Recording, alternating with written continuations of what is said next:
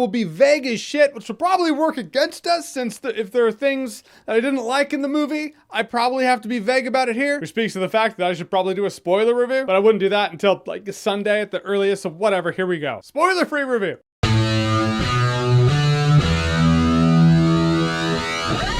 Glass. So Glass is the long-awaited sequel to Unbreakable, also part 3 of the Shyamalan superhero trilogy. Are we calling it that now? Point is, it's Unbreakable, Split, and Glass. And essentially now there's Mr. Glass, played by Samuel L. Jackson, Kevin, or the Horde, played by James McAvoy, and they're in this facility where Bruce Willis's character David Dunn is, and the soldier villain and the archenemy might just team up to test the hero. That's one element in this movie anyway. There's a lot of stuff in here. And quite frankly, I just can't deny it. I loved seeing David Dunn and Mr. Glass on screen. It's been 19 years, man. I've been waiting for this sequel forever. Some people will probably complain Act 2 in this movie is slow. And it is slow, but really it captures the spirit of Unbreakable. Unbreakable is a slow movie. Its strength is the fact that it's a character piece. No one's ever like, oh, Infinity War? Let me get you one that'll really blow your hair back. Unbreakable. Try that shit. No, it's not like that. It's a different kind of movie. Really, this movie grabbed me from the beginning. You have to reintroduce some characters. You need to see where David Dunn is after 19 years, and we get that. I just found David Dunn's life, Bruce Willis's character in this movie, very organic to where he would be after all this time. And quite frankly, Mr. Glass, Elijah Price, is one of the best villains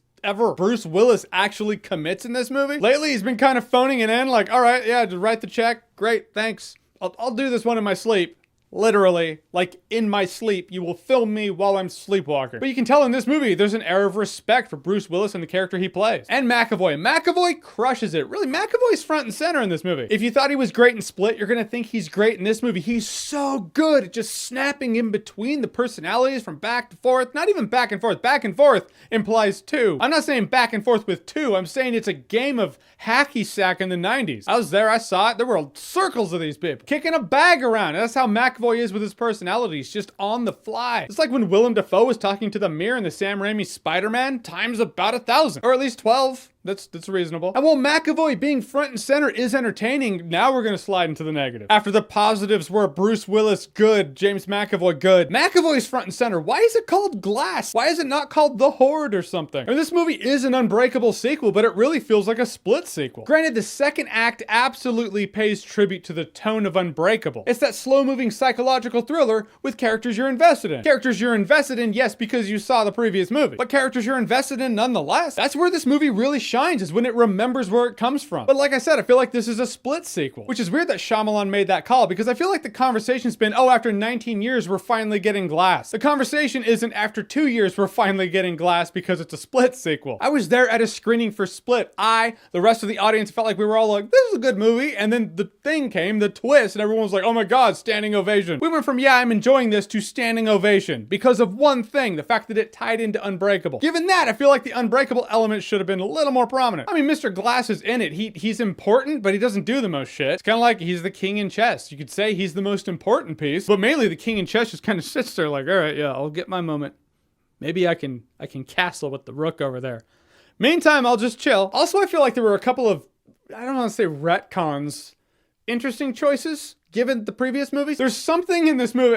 Tread lightly. I will tread lightly. No spoilers, promise. Again, should probably do a spoiler review for this after this. It's like when M. Night Shyamalan treated this movie like a character piece or a psychological thriller. It was really good, really enjoyable. When he started getting grand ideas, when he started treating this like a superhero movie, at least in the third act, there's some superhero elements in the first act I thoroughly enjoyed. By the third act, instantly not as enjoyable. And I know it's like Unbreakable's a superhero movie. What's the problem? But Unbreakable wasn't treated like a superhero movie. Sure, you could say by the end it's a superhero movie, but really it's a character movie. Same with Split. Split's an interesting psychological movie, a character movie. I keep thinking about the structure of this movie as a whole and why it really fell short for me by the end. From what I saw, the 3 acts in this movie have 3 different stars. Like Act 1, that's David Dunn's movie. Act 2 is the Horde's movie. And Act 3, well, that's Mr. Glass's movie. But the problem is it's unevenly spaced. The setup's pretty fast, as setup is, which means Kevin gets all the shine. Then the last act, the segment in which the title character gets to shine, is the sloppiest part of the movie. By the end, it feels like M. Night Shyamalan had 3 different visions,